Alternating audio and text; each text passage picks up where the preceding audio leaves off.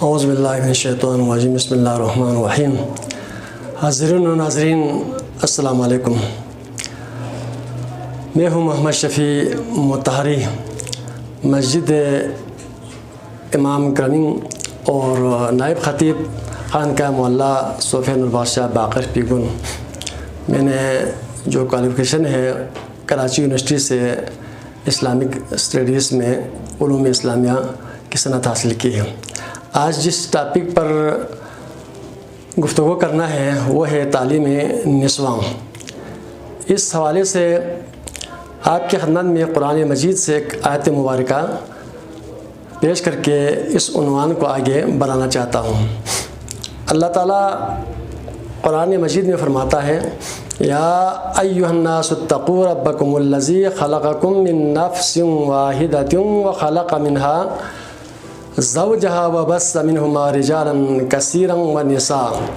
اس آیت کریمہ کا سرسری بامہرت ترجمہ یہ ہے، اے لوگو اپنے رب سے ڈرو جس نے تمہاری پیدائش کی ابتدا ایک جان سے کی، پھر اس سے اس کے جوڑا پیدا فرمایا، پھر ان دونوں سے بکثرت مردوں اور عورتوں کو پھیلایا۔ یہ آیت کریمہ سورۃ النساء کی پہلی آیت مبارکہ ہے۔ قرآن مجید میں مکمل ایک طویل ترین سورہ ہے، اس کا نام ہی سورہ نساء ہے۔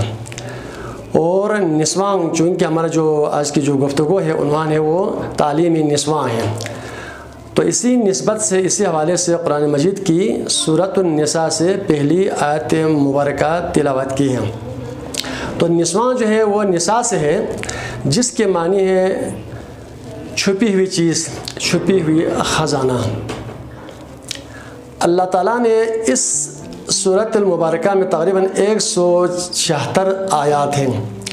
اگر اس کا مطالعہ کیا جائے تو اکثر جو آیات ہیں وہ تعلیم کے حوالے سے اور عورتوں کے حقوق کے حوالے سے، ان کے مسائل کے حوالے سے اس سورۃ مبارکہ میں موجود ہیں۔ تو تعلیم کے حوالے سے قرآن مجید میں مجموعی طور پر کم و بیش 500 آیت مبارکہ موجود ہیں۔ اور آپ کی خدمت میں نے تعلیم نسواں کے حوالے سے قرآن، حدیث اور تاریخ کے حوالے سے ایک دو واقعات آپ کے گوش گزار کرنا چاہتا ہوں۔ تو قرآن مجید میں تعلیم کے حوالے سے جہاں کہیں بھی دیکھیں، مطالعہ کریں، غور کریں، تحقیق کریں، تو کہیں پر مردوں کے لیے الگ کوئی مخصوص حکم نہیں ہے کہ عورتوں کو چھوڑ کر مردوں کو تعلیم حاصل کرنا چاہیے۔ جہاں جہاں قرآنی آیات تعلیم کے بارے میں ہے، وہ سب مرد عورت دونوں کے لیے تعلیم حاصل کرنے کا قرآن میں واضح طور پر صراحت کے ساتھ احکامات، آیات موجود ہیں۔ اس کی ایک ٹھوس ثبوت یہ ہے کہ مرد عورت صرف ایک چیز میں فرق ہے، وہ ہے یوصیکم اللہ فی اولادکم للذکر مثل حظ الانثیین۔ باپ کے ترکے میں سے جو ہے بیٹے کے لیے 2 حصہ، بیٹی کے لیے 1 حصہ ہے۔ باقی تعلیم، ان کی تربیت، ان کے حقوق، ہر چیز میں رہن سہن، تمام چیزوں میں جو ہے ان کا مساویہ حقوق کا خیال رکھنا قرآن میں واضح طور پر حکم موجود ہے۔ تو قرآن حکیم کے ایک اور آیت کریمہ ہے، اس میں مکمل طور پر توازن کے ساتھ مرد اور عورت کے جو ہے حقوق کو بیان کیا ہے، جیسا کہ والمؤمنین والمؤمنات والمسلمین والمسلمات والمتصدقین والمتصدقات والخاشعین والخاشعات والذاکرین والذاکرات، یعنی کہ مومن مرد، مومنہ عورت، اللہ سے ڈرنے والا مرد، اللہ سے ڈرنے والی عورتیں، اور یوں اللہ کا کثرت ذکر کرنے والا مرد، ذکر کرنے والی عورتیں۔ تو یوں قرآن حکیم کا ہم بغور مطالعہ کریں تو اللہ تعالیٰ نے جو قرآن میں حکم ہمیں عطا کیا ہے وہ دونوں کے لیے برابر ہے۔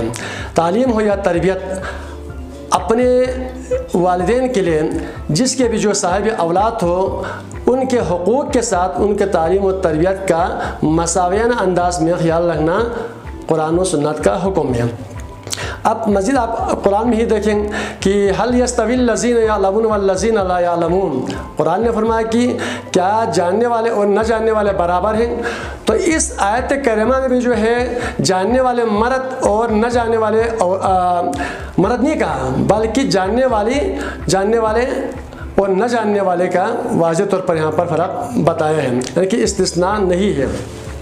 اسی طرح قرآن مجید میں اقرأ بسم ربک الذی خلق، اپنے رب کے نام سے پڑھ جس نے تمہیں پیدا کیا، تو پڑھنے کا جو حکم ہے وہ دونوں کے لیے مشترک ہے۔ اسی طرح سورہ الرحمن میں الرحمن علم القرآن، رحمان نے قرآن کی تعلیم دی، علم الانسان ما لم یعلم، انسان کو وہ کچھ سکھایا جو وہ نہیں جانتے تھے۔ تو یہاں پر بھی جو ہے مرد عورت کا کوئی خاص فرق قرآن میں کہیں پر بھی موجود نہیں ہے۔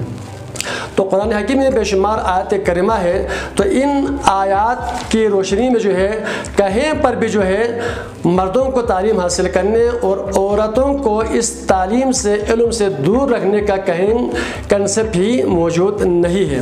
اس طرح حضور صلی اللہ علیہ وسلم نے فرمایا کہ طلب العلم فریض علی کل مسلم والمسلمات، کہ تمام یعنی کہ علم حاصل کرنا مرد عورت دونوں پر فرض ہے، یہاں پر استثناء نہیں فرمایا کہ مرد علم حاصل کریں۔ تو حضور اکرم صلی اللہ علیہ وسلم کی زندگی ہمارے لیے نمونہ عمل ہے۔ یوں اسلام میں، قرآن میں، حدیث میں، تاریخ سے علم حاصل کرنا مرد عورت دونوں کے لیے بہت ضروری ہے، یہ وقت کی ضرورت ہے۔ ایک مرد کی تعلیم جو ہے ایک فرد کی تعلیم ہوتی ہے، جبکہ ایک عورت کی جو تعلیم ہے وہ مکمل ایک کنبے، ایک خاندان کی تعلیم ہوتی ہے، اور پہلی جو درجگاہ ہے وہ ماں کی گود ہے۔ تو ایک سمجھدار عقل مند خاتون جو ہے اگر وہ پڑھی لکھی ہو، سمجھدار ہو، تعلیم یافتہ ہو، وہ اپنے بچوں کو بہترین انداز میں ان کے مستقبل کو نکھار سکتے ہیں اور ایک بہتر جو ہے اس کی فیوچر کو جو ہے تابناک بنا سکتی ہے۔ تو بہت کچھ ہے تعلیم کے حوالے سے، تو میں یہی پیغام دینا چاہتا ہوں کہ تعلیم نسواں وقت کی ضرورت ہے۔ جس طرح مرد جس انداز میں خرچہ کرتے ہیں، تعلیم حاصل کر رہے ہیں، اسی طرح خواتین کو بھی جو ہے مدارس میں، مکاتب میں، سکولوں میں، کالجوں میں، یونیورسٹی میں جو ہے آداب کے دائرے میں رہ کر جو ہے تعلیم حاصل کرنا جو ہے بہت ہی ضروری ہے، جو کہ قرآن حدیث کا حکم ہے۔ بہت بہت شکریہ۔